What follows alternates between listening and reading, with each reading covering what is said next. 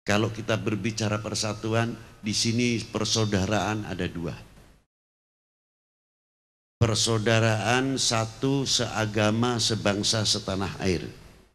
Yang kedua, saudara sebangsa setanah air. Walaupun beda agama, beda paham, apapun beliau adalah saudaraku sebangsa setanah. Sakitnya mereka kami ikut sakit karena bangsa kami. Ini harus beda, harus memahami. Jangan aja salah wesel cara mahamane. Secara utuh. Ma'asyiral muslimina rahimakumullah, kalau ini kita melekat jiwa yang demikian, tidak mudah bangsa ini, umat ini dipecah belah. Dibenturno tidak bisa, karena mulut kita punya filter, telinga kita punya filter, mata kita punya filter, tidak akan bisa membuka aib bangsa sendiri. Kalau kita sudah membuka aib bangsa sendiri, jangan salahkan orang lain untuk mencemooh kita. Contoh yang sepele saja, tapi tidak sepele. Kita tidak bisa memungkiri bangsa kita ada saja yang korupsi. Tidak terlepas manusia, bukan nabi, apalagi nabi, wali saja tidak. Pasti ada yang nakal dan sebagainya. Ada yang ingin merugikan umat, ada yang ingin merugikan bangsanya, merugikan negaranya, masing-masing lah, itu oknum. Tapi apakah kita akan melihat bangsa ini dengan kacamata penjara? Kok aneh? Kalau kita melihat dengan kacamata penjara, ya bae wong Pekalongan sing paling akeh ning jero buwi ya akeh wong Pekalongan.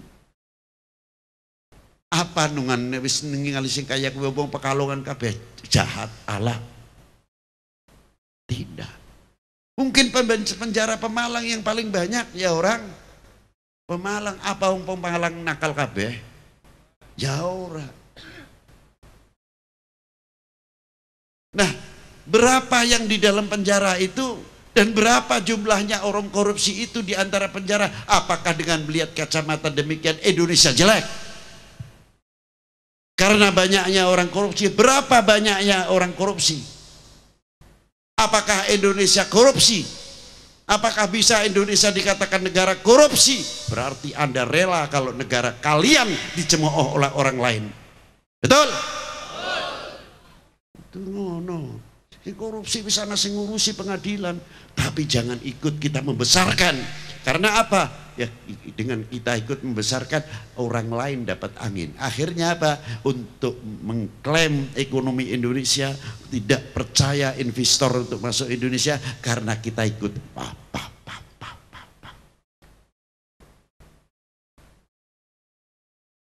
Kita setuju diberantas dengan adanya korupsi.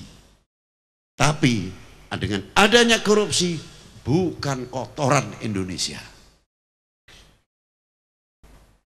Bukan untuk menjelekkan kita, artinya begitu. Kita tepis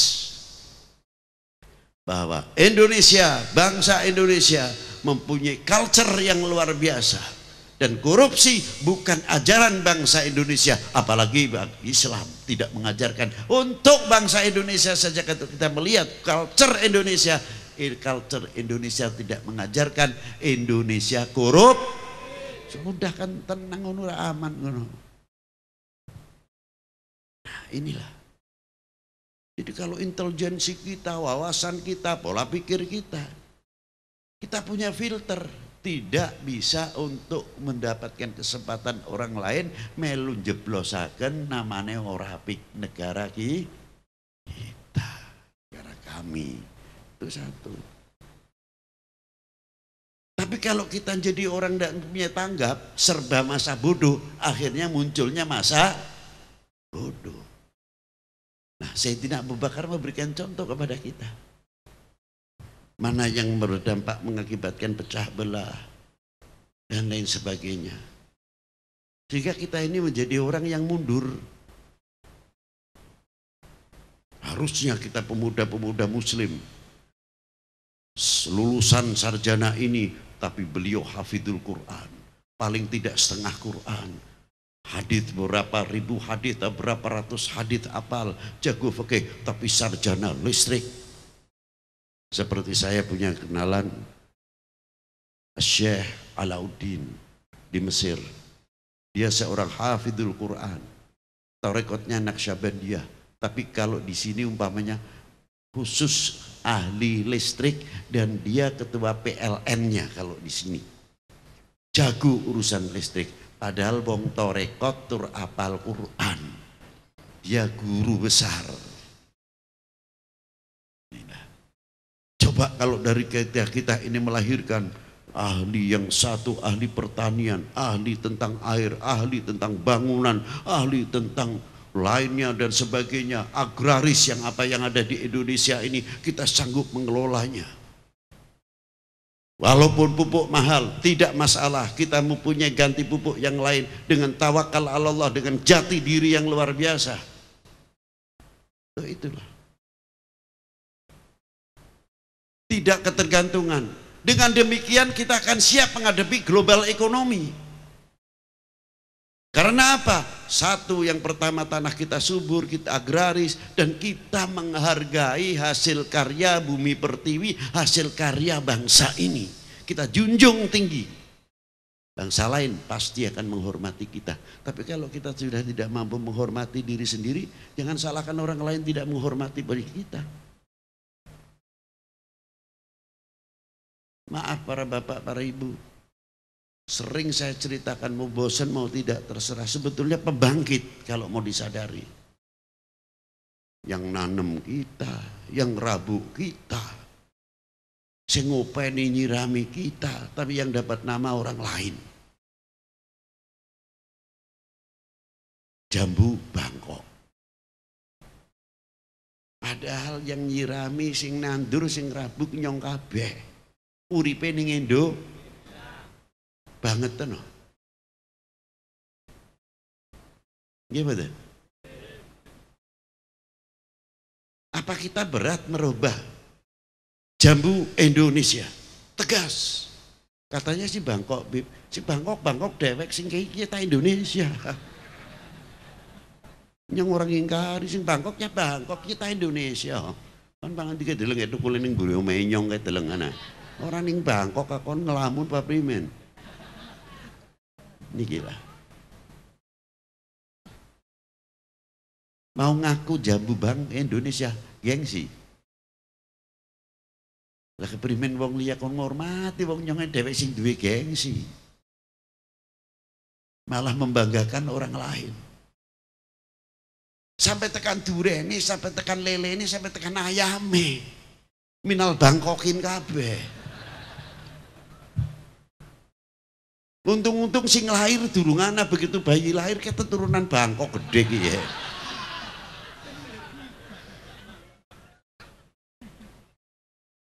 Ya Allah, nasib bangsa niyo. Nasibun. Kasihan. Nyong izin sebagai tokoh. Aja enak jadi tokoh pengajian, enak gembar-gembor balik kuliah amplop. Bu cilikan deli nyong ora weruh. Tapi ning akhirat ketuntut gue. Ayo sing bisa diendas ning akhirat besok tuntutannya Allah Ta'ala. Aja pinter ngomong baik kon. Nah, malaikatnya disogok ora mempan kah. Enak temen. Itulah satu contoh. Coba. Penuh tantangan luar biasa. Kembali lagi tadi. Bara-bara maning anaknya bisa ngambon, alhamdulillah. Gula Jawa, alhamdulillah. Untung-untung gula Jawa ini ora dadi gula Bangkok. Wis top nih. Sing klengkenge sampai tekan anggure saking apel le, padahal Malang itu lebih baik apelnya. Pengkemasannya kurang, padahal makan satu apel Malang weke wong Jawa loro masih baik Malang, cuma masih belum dikemas dengan baik.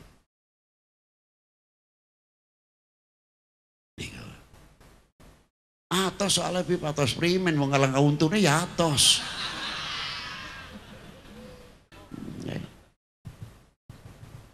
Niki lah. Alesane ono ae. Deng atos kayak kulite kandelen dan sebagainya. Nah, karena kita kurang bisa merasa mahandar beni, bisa memiliki dan menghormati. Coba. Nah, baginda Nabi sallallahu alaihi wasallam membangkitkan. Coba. Apa ajaran nasionalisme itu tidak ada dalam Quran? Ana. Tapi kita lanjutkan dahulu tadi ke sahabat Abu Bakar. Karena intelijensinya yang tanggap sekali, baru para sahabat derek akan Sayyidina Abu Bakar dengan diiringi pasukan 80.000. Apa yang terjadi?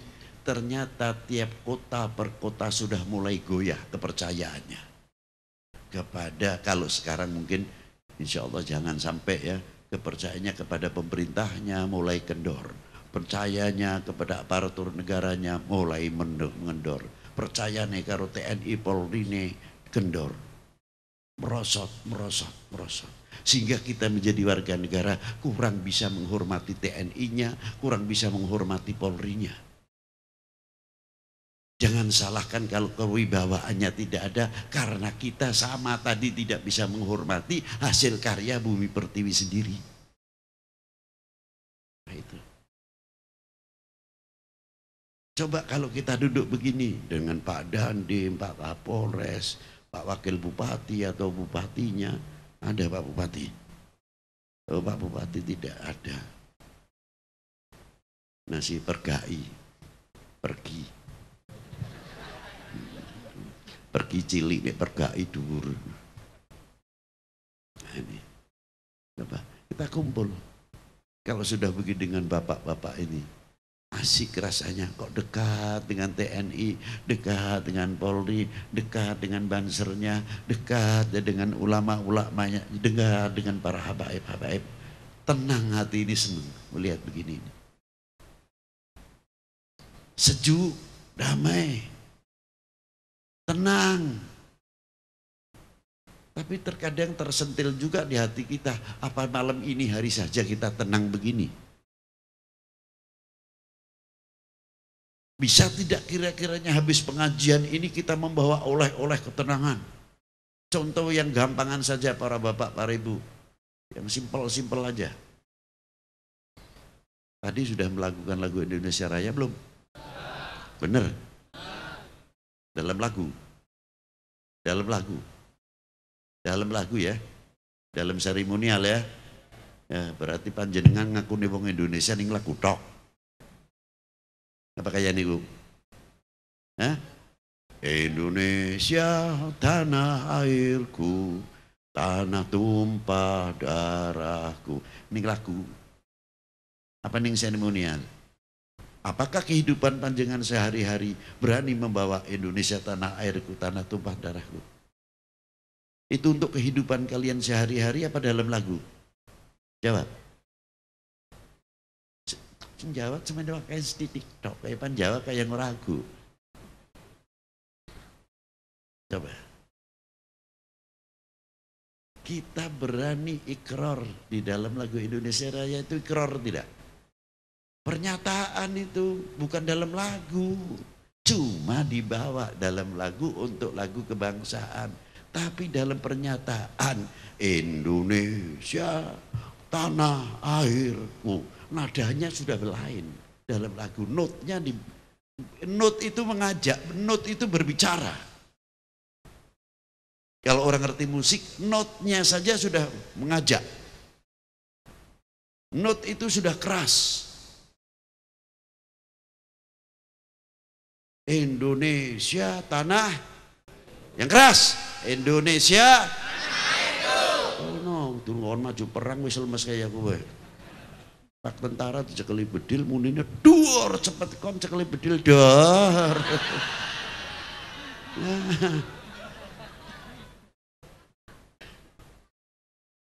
Berat tuh kon. Karena apa? kesemangatan ini, kepatriotan, kesatriaan ini kita mulai melentur, mulai hilang. Ini repot ini.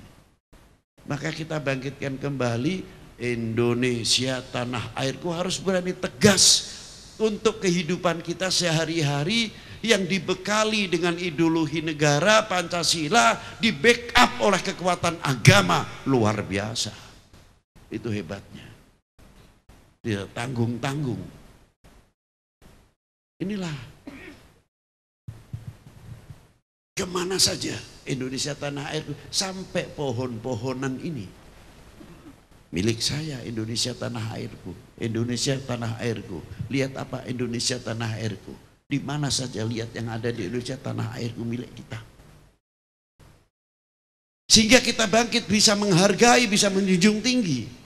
Bukan sekadar Indonesia tanah airku. Niki maaf mawon sing umum pengajian wis kakean kiai sing nerangkan halal haram. Niku wis alhamdulillah kathah, niku jangan berhenti terus tetap.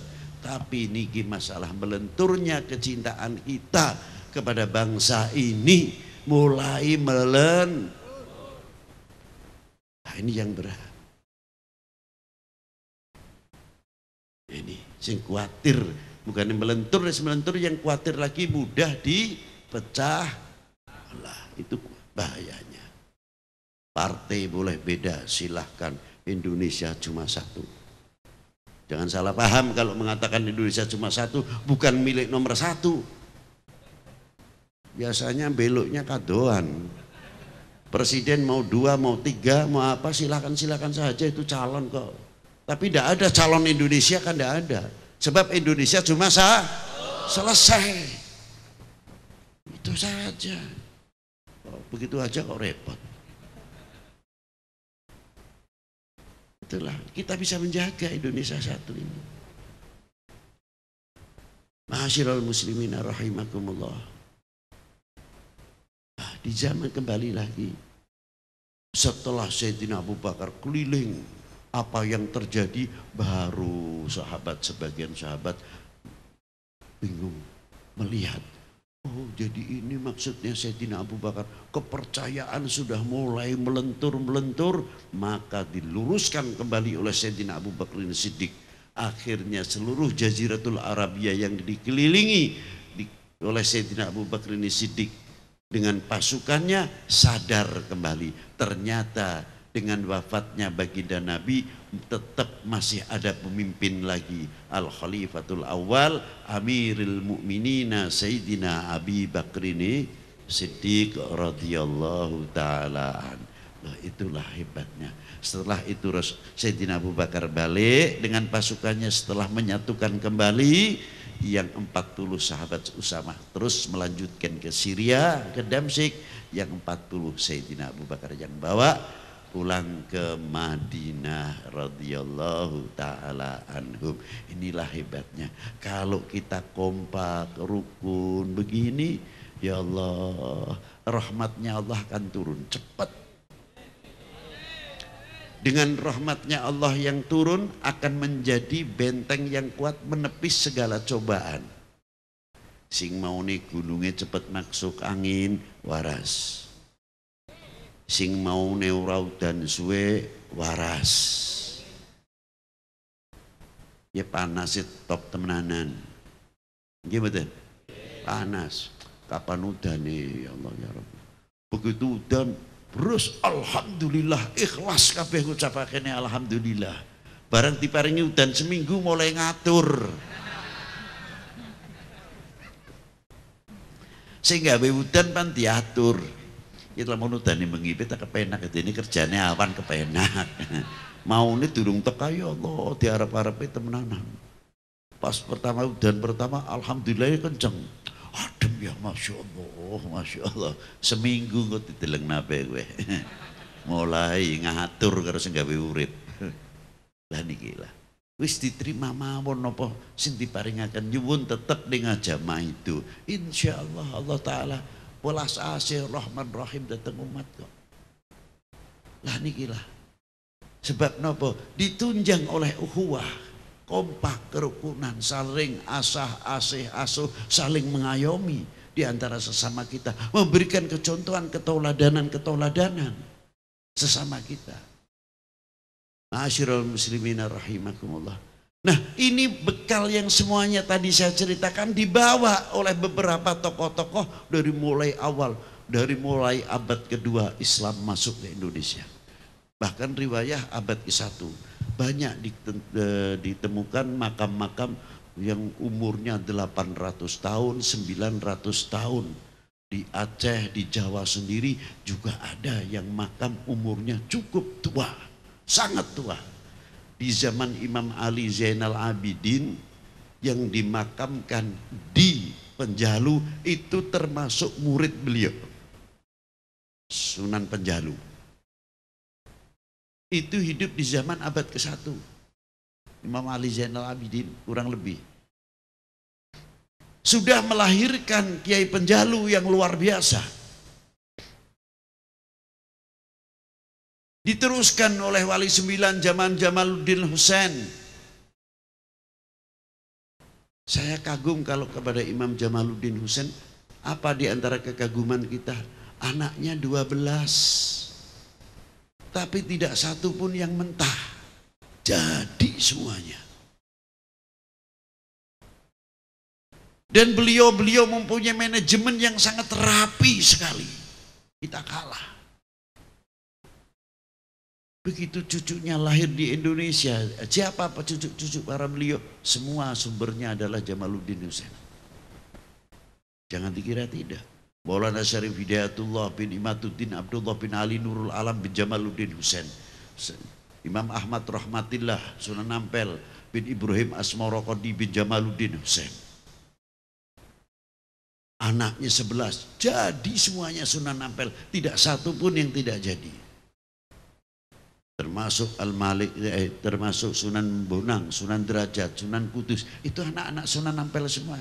Sunan Qodi Demak, Syed Abdul Jalil Jeporo, yang perempuan wanitanya begini semuanya, Hafidah, Dewi Asyikoh, istri daripada Maulana Sultan Abdul Fattah, Dewi Aisyah, istri Maulana Syarif Hidayatullah, Dewi Rugoyah, putranya istri